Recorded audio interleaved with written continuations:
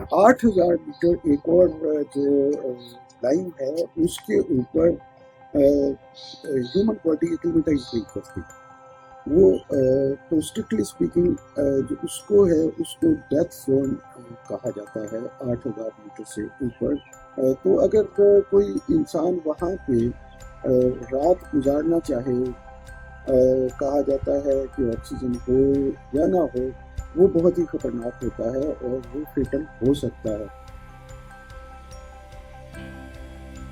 Bottle نیک اس لحاظ سے notorious ہے کہ وہ بہت اسٹیپ ٹریورس ہے اس کے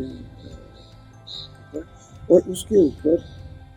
آئس والس ہیں، ہینگنگ آئس فال بھی ہے، تو وہاں پہ وہ بہت زیادہ خطرناک ہوتی ہے۔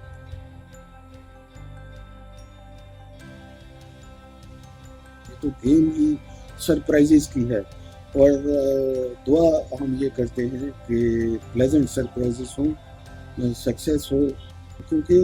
سمٹ کے بعد ایکسیڈنٹس کے چانسز زیادہ ہوتے ہیں، زیادہ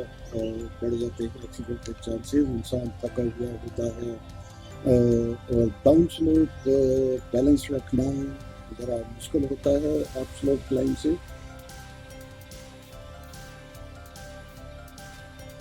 پہاڑ ویسے تو بہت سارے اٹیمپٹ کیے میں نے اپنی زندگی میں، اور بہت سارے سمٹ بھی کیے، لیکن ان میں سے جو قابل ذکر ہیں وہ 8,000 میٹر کے ہیں جو پاکستان کے اندر 2 ہیں، اور تیسرا ماؤنٹ ایوریسٹ جو پاکستان میں 2 میں نے کیے، اس میں براڈ پیک اور ڈیشبل 2 تھا۔ کلائمبنگ جو ہے وہ اس کو دنیا کا خطرناک ترین، مشکل ترین، مہنگا ترین اور وقت کے لحاظ سے بھی سب سے زیادہ وقت لیتا ہے۔ جو آپ ہائٹ کی طرف جاتے ہیں تو جیسے جیسے پریشر ہوا کا کم ہوتا ہے اسی طرح سے اسی ریشو سے آپ کے آکسیجن کا لیول کم ہوتا جاتا ہے۔ آکسیجن کا پارشل پریشر، آکسیجن کا پرسنٹیج تو وہی رہتی ہے لیکن اس کا پارشل پریشر اسی لحاظ سے کم ہوتا جاتا ہے، اور باڈی کے اندر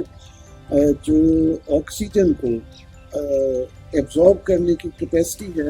وہ بھی کم ہوتی جاتی ہے۔